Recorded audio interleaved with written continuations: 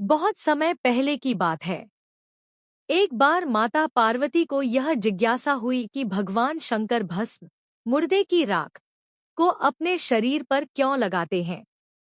उन्होंने भगवान शंकर से पूछा, स्वामी, आप इतने सौम्य, शक्तिशाली और सृष्टि के पालनहार हैं, फिर भी आप चंदन, गहनों या रत्नों की बजाय मुर्दे की राख क्यों लगाते हैं।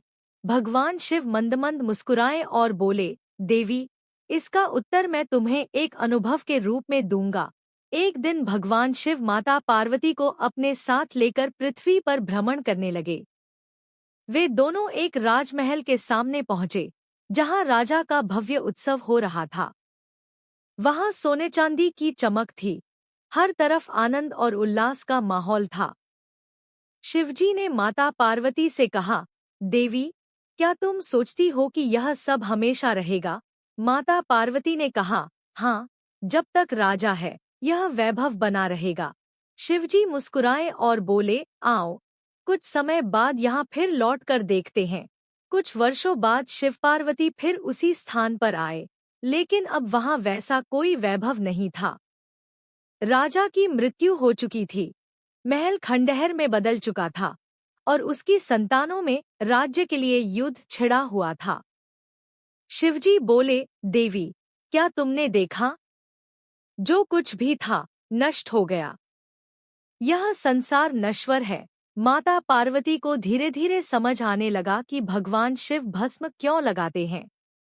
लेकिन शिवजी ने उन्हें पूर्ण ज्ञान देने के लिए एक और स्थान पर ले जाने का निश्चय किया।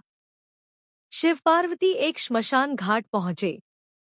वहां चिताएं जल रही थी और शरीर राख में बदल रहे थे।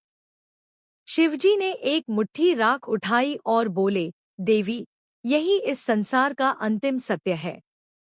यह शरीर, यह वैभव, यह धन सब नष्ट हो जाता है और अंत में केवल यही भस्म बचती है।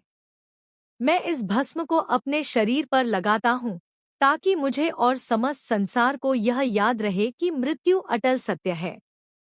हमें अपने अहंकार, लालच और मोह को त्याग कर सद्गुणों को अपनाना चाहिए। माता पार्वती को अब शिवजी का संदेश समझ आ गया था। उन्होंने श्रद्धापूर्वक भगवान शिव के चरणों में नमन किया और कहा, हे प्रभु, आप ही सच्चे ज्ञान के प्रकाश हैं। आपने मुझे सत्य का बोध कराया।